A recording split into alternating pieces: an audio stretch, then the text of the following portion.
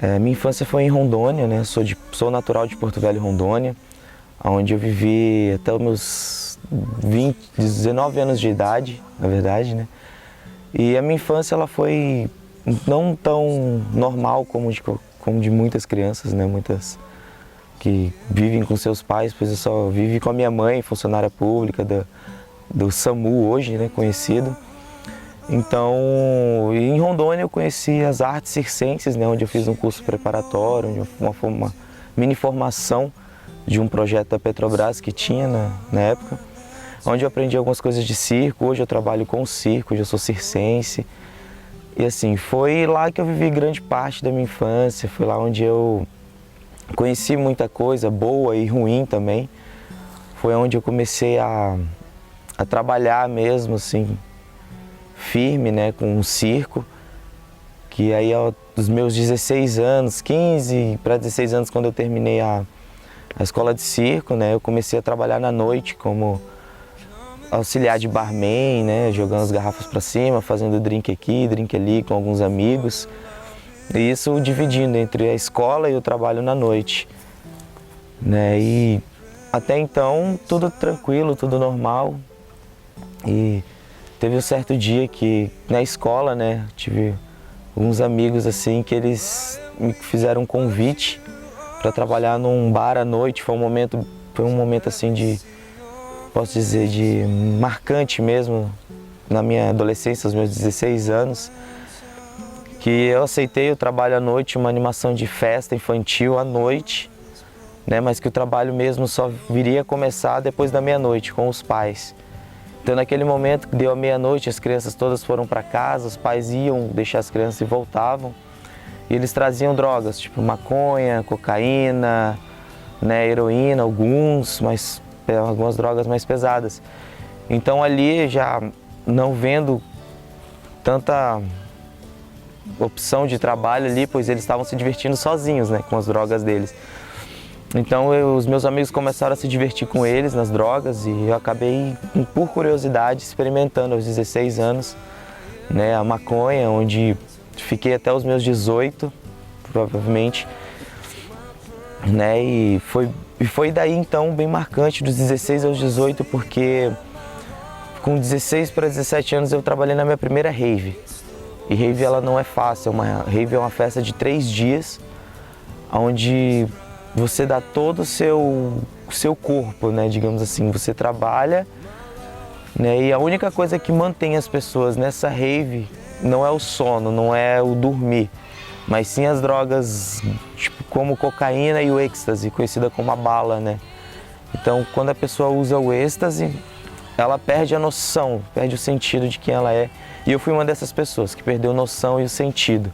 Teve drogas, bebidas, muita gente louca correndo, dançando, sabe? Então, no final do terceiro dia, já no quarto dia pela manhã, eu liguei para um amigo meu para ele me buscar na rodoviária, que foi no interior de Porto Velho, no interior de Rondônia. E ele me pegou lá, foi me buscar na rodoviária, eu estava cansado, morrendo de sono, morrendo de dor de cabeça. Então, ele falou assim, você gosta de teatro, você gosta de coisa de circo, essas coisas. Eu falei, gosto e tal. Não, vou te levar num lugar ali que vai ter uma peça, né, para você assistir. E eu questionei, eu falei, você tá louco, mano, me leva pra casa, eu tô morrendo de sono, eu tô cansado. Tudo que eu não queria era assistir uma peça de teatro de manhã, né? Mas aí eu falei pra ele, então bora, vamos assistir essa peça aí, é quanto tempo? Ele falou, 1 hora e pouquinho de peça, depois eu te levo pra casa, você descansa o dia todo. Aí nesse domingo de manhã ele me levou à igreja, né, onde tava tendo a apresentação. Começou a peça, muito da hora, o figurino, maquiagem. E naquele momento eles começaram a contar a história de Jó. Até então eu não conhecia, eu falei, quem é Jó, né? E eles foram entrando dentro dessa história e de uma forma assim que vai te contagiando, sabe? Foi me prendendo, que quando eles começaram a explicar o que era a história de Jó, eu falei assim, pensei comigo, o que eu fiz esses 3 dias atrás? Então ali eu descobri que o que eu estava fazendo, me divertindo, né, vamos dizer assim, com os amigos e até no trabalho, não se passava de algo momentâneo. E me interessei mesmo pela história de Jó e eu achando que tinha acabado ali, não, eles começaram a ministrar a falar do que poderia me encher, cada momento mais ali, sabe? E na minha cabeça, muita coisa se passava, muita coisa... Eu não sabia, na verdade, eu não sabia nem o que se passava naquele domingo de manhã. Uma peça de teatro e uma peça que fala contigo, não é só uma peça para você levantar e aplaudir de pé, mas é uma peça que fala contigo, que te mostra o que você está fazendo, te dá uma consciência disso, sabe? Naquele momento eles me mostraram que o que eu estava fazendo, ele não tinha nada a ver com o que eu tinha que fazer na minha vida, sabe? Porque na minha cabeça era isso que eu ia fazer pro resto da minha vida, era isso que eu ia trabalhar, eu ia me drogar todas as noites para poder fazer os melhores drinks, jogando as garrafas para cima. Queria trabalhar com isso mesmo, em fazer festas, ir nas festas mais conceituadas, né? Mas aí, naquele momento, eu creio hoje, né, com o entendimento que Deus me mostrou que não era isso que Ele queria para minha vida.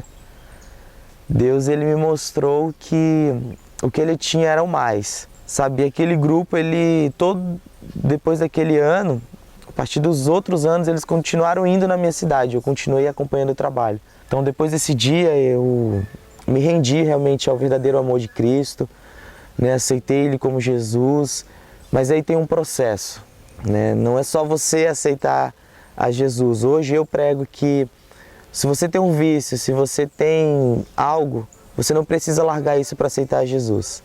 Você aceita Jesus e Ele te ensina a largar isso. Mas também não foi fácil, não vou dizer que foi fácil, porque eu ainda estava estudando com os mesmos caras, eu estava saindo com os mesmos caras e isso foi aí dos meus 16, 17 até os meus 18 anos, dentro da igreja, mas saindo com a mesma galera, usufruindo das mesmas coisas. Para mim era normal, porque eu não tive um acompanhamento de perto, né? Então para mim era normal eu estar ali, vou pedir perdão para Deus e tá tudo certo. Mas aí aos meus 18 anos Deus me mostrou que eu estava errado. Que num dia, numa oração na igreja, eu falei para Deus, Deus, eu não sei se eu estou fazendo o que é certo. Então veio uma irmã do círculo de oração da igreja, né, que eu frequentava. Aí ela veio e colocou as mãos dela sobre a altura dos meus pulmões. E ela falou assim, Lucas, Deus está mandando te falar, neste momento Ele está te limpando de tudo que você já consumiu, de toda droga, de tudo que você já usou. E Ele está te fazendo isso para você ver que Ele é Deus e que Ele tem uma promessa na sua vida. Eu amei, né? Recebi com todo o meu coração. E no outro dia, eu fui para a escola, né? Já estava no meu estava no final do segundo ano do ensino médio e os meus amigos vieram e quando eles acenderam aquele cigarro de maconha, só o cheiro já me enjoou. Só o cheiro já me deu ânsia, já me deu náusea e eu não consegui ficar perto. Então, isso, mais um momento marcante da minha história, da minha vida, que hoje eu conto para as pessoas que também fizeram uso disso, sabe? Você ser liberto por Deus em apenas um toque. Se ele usar uma pessoa, isso foi, sabe, algo muito sem palavras. Hoje eu não tenho nem palavras para falar sobre isso, sobre o que ele fez na minha vida, porque iriam faltar essas palavras. Iriam faltar esses verbos, pronomes, tudo, sinônimos, para dizer o quanto ele foi perfeito e o quanto ele é perfeito hoje na minha vida. E hoje Deus, Ele me proporcionou continuar na minha arte. E já tem 1 ano e meio, desde 2011 até hoje eu faço parte do grupo que me resgatou. Faço parte da companhia que estava naquele domingo de manhã com aquela peça. Então todos os dias o que me motiva, além da minha história, é poder fazer pelas pessoas o que eles fizeram por mim. Que foi mostrar para mim, foi colocar na minha cabeça e no meu coração uma verdade. Então nesse 1 ano e meio eu posso dizer que se eu pudesse voltar todo esse tempo atrás e tivesse conhecido esse Jesus há mais tempo, eu não teria feito o que eu fiz. Mas lógico, eu fiz, mas hoje eu sei que Deus, Ele me limpou, me sarou. E na Bíblia fala em Romanos 8 que aqueles que somos nascidos em Espírito, e aqueles que são nascidos no Espírito, não há condenação mais. Então hoje eu não me condeno mais, não temos por que nos condenar por um passado se hoje Deus já nos limpou? Se Ele morreu naquela cruz por nós. Então, esse é o momento de pararmos, pensarmos e falar, poxa, Deus realmente morreu. Uma pessoa morreu por mim e Ele ressuscitou e Ele é vivo dentro de mim hoje. Eu faço parte da CIA de Artes Nissi, mais conhecida como Ministério Jeová Nissi, há 1 ano e meio, e nós viajamos pelo Brasil, nós viajamos pelo mundo todo, Europa, Rússia, Espanha, né, que faz parte da Europa também, e pelo Brasil todo, onde com as nossas peças a gente tenta propagar a paz e o amor de Cristo, de resgatar o amor e a fé dentro das igrejas. Esse é o ministério onde Deus me colocou para resgatar. O Lucas, ele estava envolvido em situações muito terríveis. Ele estava escravizado pelas drogas.